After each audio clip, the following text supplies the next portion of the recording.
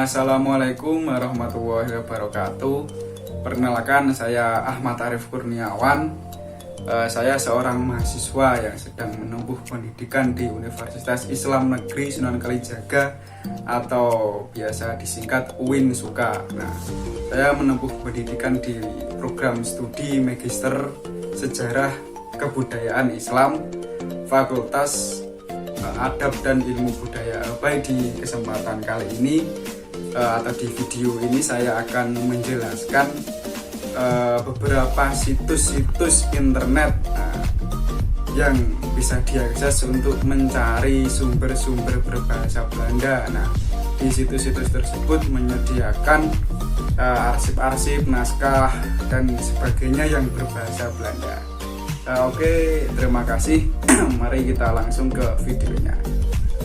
Oke, yang pertama ada National Archive. Nah, National Archive ini merupakan arsip nasional Belanda yang terletak di Den Haag. Nah, situs ini menampung beberapa koleksi untuk pemerintah pusat, Provinsi Holland Selatan, dan juga bekas County of Holland. Di sini juga ada materi dari lembaga swasta dan individu yang terkait dengan pemerintahan Belanda, sejarah politik atau sosial Belanda. Nah, di situs National Archive ini juga menyimpan beberapa arsip perusahaan India Timur Belanda dari tahun 1602 sampai 1811. Yang selanjutnya yaitu ada situs Tropenmuseum. Tropenmuseum ini merupakan salah satu museum terbesar di Amsterdam dengan kapasitas 8 eksibisi permanen dan beberapa seri eksibisi temporer, termasuk karya fotografi modern dan tradisional. Tropenmuseum dimiliki dan dijalankan oleh Royal Tropical Institute, sebuah yayasan yang mensponsori penelitian tentang budaya tropis di seluruh dunia. Nah, museum ini memiliki 1.706.000 pengunjung pada tahun 2019. Museum ini menyimpan sekitar 175.000 buah benda dan 155.000 lembar foto, dan juga 10.000 lembar aneka gambar, lukisan, dan dokumen. Nah, sebanyak 15.000 objek diantaranya adalah warisan dari Museum Etnografi yang merupakan bagian dari Artis Amsterdam. Nah, koleksi fotografi terutama terdiri dari foto-foto sejarah dari kolonial Belanda yang berasal dari tahun 1855 hingga tahun 1940. Tropenmuseum ini telah merilis sejumlah besar foto di bawah lisensi Creative Commons. Nah, Tropenmuseum juga menyimpan koleksi pertunjukan. Koleksi tersebut berupa 5.500 alat musik serta berbagai benda teater lainnya seperti topeng dan boneka atau wayang. Museum ini juga memiliki 21.000 artefak tekstil yang mayoritas berasal dari Indonesia. Yang selanjutnya ada Leiden University. Leiden University ini merupakan perpustakaan dari Universitas Leiden. Perpustakaan ini didirikan pada tahun 1575 di Leiden, Belanda. Nah, tempat tersebut dianggap sebagai sebuah tempat yang signifikan dalam perkembangan budaya Eropa.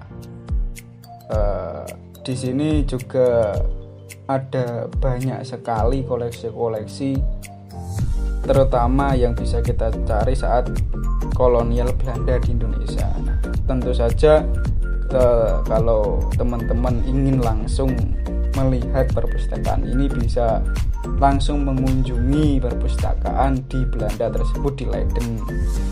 Nah, ini hanya situs yang menyimpan koleksi-koleksi digital yang ada di perpustakaan tersebut, seperti ada arsip-arsip tadi yang saya sebutkan kolonial Belanda saat di Indonesia.